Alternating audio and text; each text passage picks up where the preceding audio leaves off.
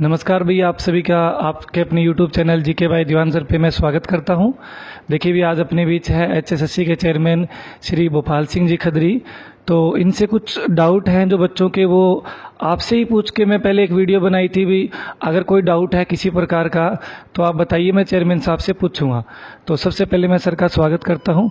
स्वागत है सर। धन्यवाद। आपके सभी दर्शकों को मेरा नमस्ते। तो सर कुछ सीटी को लेकर क्वेश्चन है जी। जैसे सर, क्या सीटी का फॉर्म दोबारा ओपन होगा यानी रीओपन होगा? क्योंकि सर अभी सीबीएसई बोर्ड का रिजल्ट आने वाला है 15 तारीख को। तो सर उन बच्चों को 10वीं 12वीं का रिजल्ट आ जाएगा। तो क्या ऐसा कुछ है कि दोबारा से फॉर्म भरने का उन बच्चों को मौका मिले? नहीं, अब कोई मौका नहीं मिलेगा, क्योंकि अगर हम टाइम एक्सटेंड करते रहे तो एनटीए हमारे को कभी भी एग्ज़ाम की डेट नहीं देगा। तो हम नहीं चाहते कि ये अब एग्ज़ाम लेट हो और ये हम ऑप्शन बार बार देते रहें। जिनकी ये क्लियर हो रही है +2 सीबीएसई का रिजल्ट, आपने कहा कि वह हर साल सीईटी होगा, उन बच्चों के लिए है ना, अगला साल मौका है उनके लिए। ठीक है सर। जिन बच्चों ने सर अभी तक डॉक्यूमेंट अपलोड नहीं किए, साइट भी बिजी थी और कुछ प्रॉब्लम आ रही थी फोन नंबर को लेकर भी, एक बार एक नंबर से भरा गया, उसकी फीस नहीं कटी सर, तो दोबारा से उनको उस चीज में लॉगिन नहीं हो पा रहे थे। और जिन्होंने डॉक्यूमेंट अपलोड नहीं किए, क्योंकि सर 12 लाख कैंडिडेट हैं, तो उनका क्या होगा सर? उनको मौका मिल जाएगा डॉक्यूमेंट अपलोड करने का, जैसे नो जॉब वाला है, फादरलेस वाला है? नहीं, हमने जिस दिन ये कहा कि 8 जुलाई हमारी लास्ट डेट है, हमने बिल्कुल बाउंड कर दिया था टाइम कि ये है हमारी डेट।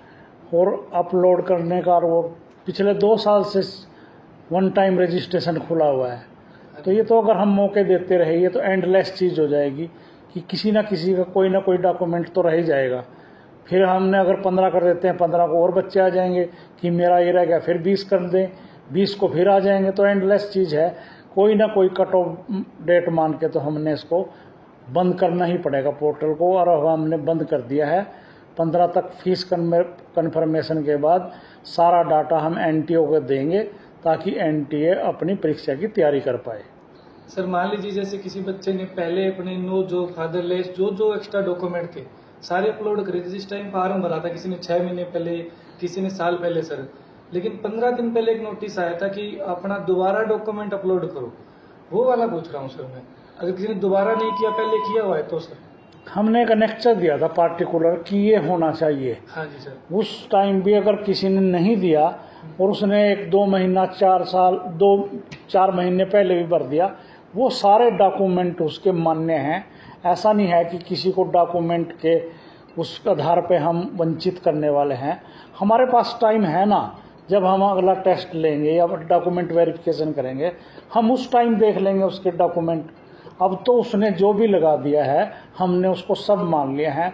उसकी बैक की बैकग्राउंड वाइट फोटो की थी नहीं थी, तो हमने जो अपग्रेडेशन का मामला था वो तो नोटिस डाल के ये कहा था कि अपग्रेडेशन करने की जरूरत नहीं है, और 8 से 10 तारीख तक जो फ्रेशनर हैं वो अप्लाई कर सकते हैं। ठीक है सर।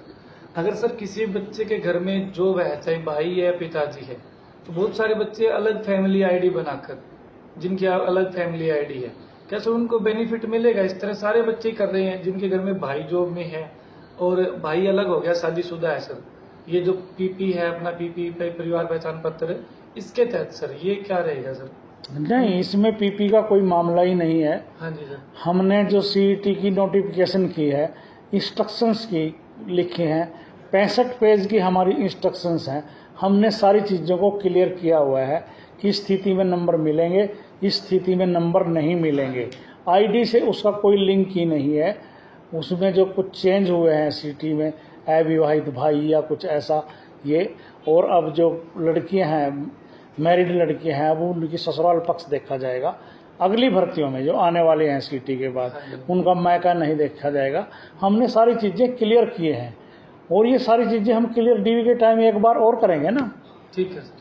अच्छा सर, जैसे मान लीजिए सर कि अपने ये जो जिनके घर में जॉब नहीं है सर, ठीक है सर, कोई भी जॉब में नहीं है सरकारी, उनकी अगर 1,80,000 से इनकम ज्यादा है सालाना आय, तो उनको तो बेनिफिट मिलेगा नहीं मिलेगा सर? नहीं नहीं, अब सीईटी के जो नोटिफिकेशन आप पूरे पढ़ेंगे, इंस्ट्रक्शंस पढ़ेंगे, अब जो भी सोशो इकोनॉमिक का बेनिफिट है वो केवल उनको मिलेगा जिनकी इनकम 1,80,000 रुपये से कम है।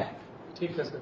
अच्छा, एक और सर, जैसे स्टेट का पेपर होता है सर कि 150 में से अगर 60% नंबर करके 90 नंबर आ गए जिस बच्चे के, तो उसको अगले पेपर के लिए मौका मिलेगा। लेकिन अभी सीईटी की जो पॉलिसी है उसमें 4 गुना है सर। इससे सर टॉपर बच्चों को 20-30 हजार को ही बार बार मौका मिलता रहेगा, बाकी 12 लाख फार्म भरने वाले पेपर देने वाले हैं सर। तो क्या ये पॉलिसी थोड़ी सी चेंज हो सकती है कि भाई जो पास कैंडिडेट हैं उनको सभी को मौका मिले सर?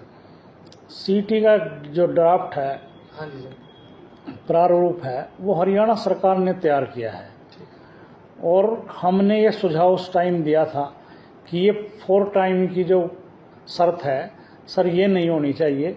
जो भी क्वालिफाइंग है स्टेट की तरह वो फर्दर एग्ज़ाम दे पाएँ, पर उन्होंने हमारी बात नहीं मानी। शायद सरकार ये चाहती है कि शॉर्ट लिस्टेड कैंडिडेट हो जाएं और हमारे पास बिल्कुल एक क्रीम आ जाए जो एक्चुअल में ही सिलेक्शन जोन के आसपास हैं वही आ जाएं और ज़्यादा संख्या जो है वो एग्ज़ाम ना दे। इस तरह का उन्होंने कोई सोच के फार्मूला बनाया होगा। सीईटी का जो ड्राफ्ट है वो सरकार ने बनाया, ना कि हमने। ठीक है सर। और सर ये सीईटी ग्रुप सी का एग्जाम होगा पहले, ये कब तक संभावित है सर? ये अभी जो 15 तारीख को हम सारा एनटीए को देंगे, तो हमारा प्रयास है कि ये अगस्त के लास्ट वीक में या सितंबर के फर्स्ट वीक में एग्ज़ाम हो जाए। और उन्होंने जो डेट कन्फर्मेशन है वो पूरा डाटा जाने के बाद ही करनी है। ठीक है सर। पेपर भी एनटीए बनाएगी और हरियाणा के अंदर ही होगा ना सर पेपर? ये सब कुछ एनटीए करेगी।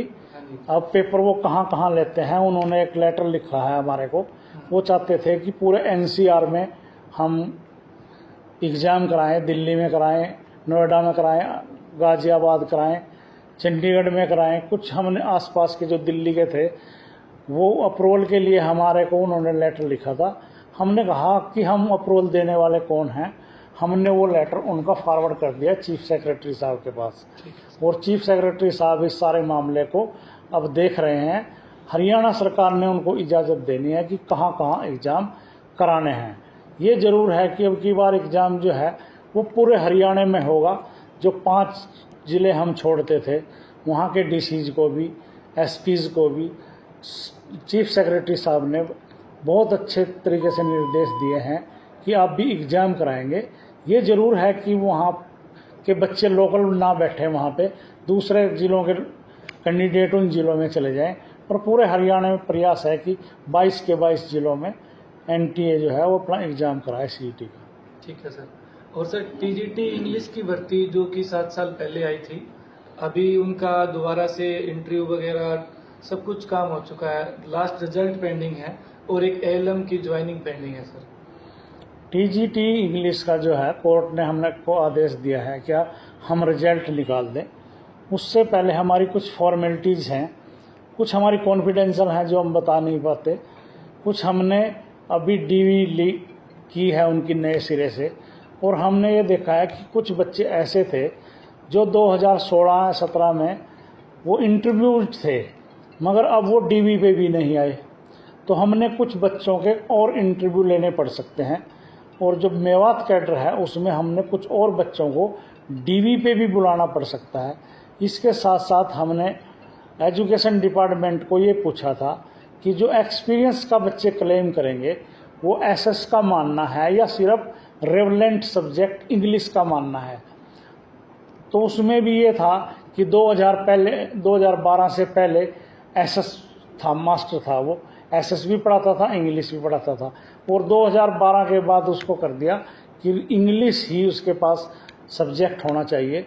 ये कुछ हमारी क्लैरिफिकेशन है, आज या कल में ये डीएससी से हमारे पास आ जाएंगी, और उसी के आधार पर हमने डीवी करनी पड़ेगी कि कौन से सर्टिफिकेट को मानना है, कौन से नहीं मानना है। इसी तरह से इसमें 50% की शर्त थी कि बीए में कुल टोटल आपके पास 50% नंबर होने चाहिए, और पार्टिकुलर इंग्लिश में भी 50% नंबर होने चाहिए। अगर आपके इंग्लिश में 50% नंबर नहीं है तो आप एम में इंग्लिश होने चाहिए। तो ये सारी चीज़ें हम देख रहे हैं, अभी स्क्रूटनी कर रहे हैं, और जल्दी ही शायद इसी हफ्ते हम शेड्यूल डाल देंगे कि जिन बच्चों का इंटरव्यू होगा उनको कॉल करेंगे, या कुछ और लोगों की डीवी करनी पड़ी उनकी डीवी करेंगे। तुरंत इसी हफ्ते में हम शेड्यूल डालने वाले हैं। और एएलएम का रिजल्ट सर? एएलएम का रिजल्ट चूँकि हमने रिजल्ट डाल दिया था, उसके बाद हमने फाइनल आंसर की डाली, उस पर कुछ और ऑब्जेक्शन आ गए, और जो हमने कमेटी को अब एग्जामिनर को भेजे कि हमारे पास इस तरह के ये ऑब्जेक्शन आ गए हैं, हमारा जो ये एएलएम का रिजल्ट है इसका भी हसरत क्लर्क जैसा ना हो, आप देखिए इसको। तो उन्होंने जो 3-4 क्वेश्चन हैं वो बच्चों के मान लिए हैं, और उससे रिजल्ट रिवाइज हो गया, और कुछ बच्चे उसमें आउट हो गए, कुछ इन हो गए। आजकल में हम रिकमेंडेशन लिस्ट जो नई है हमारी वो भेज रहे हैं, और एएलएम की ज्वाइनिंग भी जल्दी हो जाएगी। और सर पुलिस का और बता दीजिए, हरियाणा पुलिस मेल और फीमेल कांस्टेबल वेटिंग और ज्वाइनिंग इनका जी? फीमेल कांस्टेबल का 15 तक तो स्टे है हाई कोर्ट का।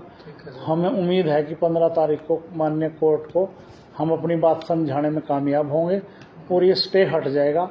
रही वेटिंग, वेटिंग तब आती है जब मेन कैंडिडेट में से कोई ज्वाइन नहीं करे, तो पुलिस विभाग हमारे को ये रिपोर्ट देगा कि कितने लोग बायोमेट्रिक में फेल हो गए, या कितने लोग बायोमेट्रिक ज्वाइनिंग पे नहीं आए, या कितने मेन ज्वाइनिंग में से ट्रेनिंग पे नहीं आए। तो उसी हिसाब से जो है जो वेटिंग क्लियर होगी। तो ये अभी टाइम लग जाएगा, इसमें 2-3 महीने लग जाएंगे वेटिंग के। उसमें वैसे जो मेन ज्वाइनिंग है वो पुलिस विभाग को हमने कहा कि आप जल्दी से जल्दी ज्वाइनिंग का तैयार रखिए। 15 तारीख को हम कामयाब होंगे कोर्ट को समझाने में कि जो रिजल्ट हमने निकाला है वो सही फार्मूले से निकाला है। ठीक है सर। और जो अभी कौन सा रिजल्ट आने वाले सर, जैसे आईटीआई इंस्ट्रक्टर वगैरह बहुत सारे रिजल्ट पेंडिंग है, तो हमारे कुछ रिजल्ट हैं अभी। हम मानते हैं, खुले मन से मानते हैं कि लेट हुए हैं। वो लेट होने के भी कई कारण हैं कि कोर्ट की तरफ से कुछ रिजल्ट रिवाइज के आदेश आ गए। हम कर तो वो काम रहे थे, अब कोर्ट की पालना करते हुए हम दूसरे काम पे लग गए। फिर भी हमने आज से शुरू किया है कि हम रिजल्ट निकालना शुरू कर दें। उसमें कुछ कैटेगरी हैं 12/19, 1/20, 14/19, छोटे छोटे रिजल्ट हैं। तो मुझे उम्मीद है कि हम बहुत जल्दी ही, आज या कल में ही, उनके रिजल्ट डालने शुरू कर देंगे। सर आखिरी 2 सवाल और। एक तो ग्रुप सी और डी में कितनी कितनी वैकेंसियां आपके पास अभी खाली पड़ी है जिनकी आप भर्ती करोगे, और डी की भर्ती कब तक हो जाएगी, और हरियाणा पुलिस की नई भर्ती कब आएगी सर? हमारे पास अभी आप जो सीईटी का हमने नोटिफिकेशन डाला और ये कहा कि 8 तारीख तक आप 1 टाइम रजिस्ट्रेशन करा लें, तो हमने सारी पोस्टें अपनी साइट पे और अखबार में बताई हैं कि हमारे पास ये पोस्टें आ गई हैं। सी क्लास की लगभग हमारे पास 32,000 पोस्टें आ गई हैं, जिनमें 6,000 मेल और फीमेल कांस्टेबल भी हैं। 5,000 मेल कांस्टेबल और 1,000 फीमेल कांस्टेबल, और लगभग 26,000 जो अन्य सिविल पोस्ट हैं वो आ गई हैं। डी क्लास की हमारे पास अभी तक 16,000 की रिक्वेजेशन आई डिमांड सरकार की तरफ से। 3,000 कुछ डिपार्टमेंटों ने वापस मंगा ली कि हम अपने क्राइटेरिया चेंज कर रहे हैं या सर्विस रूल चेंज कर रहे हैं। तो आज भी 13,000 की तो हमारे पास लगभग डिमांड आ चुकी है, और हमें उम्मीद है कि 7-8 हज़ार की और डिमांड हमारे पास आ जाएगी, क्योंकि लगभग 80 डिपार्टमेंट हैं और अभी तक हमारे पास 60-62 डिपार्टमेंट की आई है। चीफ सेक्रेटरी साहब ने भी सब हेड ऑफ द डिपार्टमेंट को लेटर लिखे हुए हैं कि आपके पास जो डी क्लास की डिमांड है वो जल्दी जल्दी HSSC को भेजें, और इसी महीने में मुझे उम्मीद है कि लगभग 20,000 से ऊपर डी क्लास की डिमांड भी आ जाएगी। तो डी का पेपर कब होगा सर सी के बाद में? जैसे सी का आपने सितंबर के फर्स्ट वीक में या अगस्त के लास्ट में आपने बताया, तो ग्रुप डी का पेपर होने की उम्मीद कब तक है सर? ग्रुप डी का तो ये है कि हमारे पास रिक्वेजेशन जैसे ही आती है, एप्लीकेशन हमारे पास आ चुकी है, वो कॉमन भी हैं कुछ, उसमें कैंडिडेट कुछ डी के अलग होंगे। तो हमने NTA को कहा हुआ है कि सी और डी की आप पूरी तैयारी रखिए, पेपर की सेटिंग सब कुछ। तो मुझे उम्मीद है कि पहले वो सी का करने के बाद शायद 8-10 दिन बाद ही डी का भी एग्ज़ाम कंडक्ट करा लेगा। और डी की पॉलिसी भी अलग बनेगी सर 10th क्लास पे है तो? नहीं, पॉलिसी बन गई है, सीईटी की पॉलिसी डिस्प्ले हो गई है ना, हाँ जी, हाँ जी। वो हो गई है, डी और सी की दोनों की हो गई है। ये अलग बात है कि हमने अभी जो एग्ज़ाम है वो पहले सी का करना है। ठीक है सर, धन्यवाद सर। तो भाई आपने सुना होगा, सारे क्वेश्चनों के आपके जवाब मिल चुके होंगे।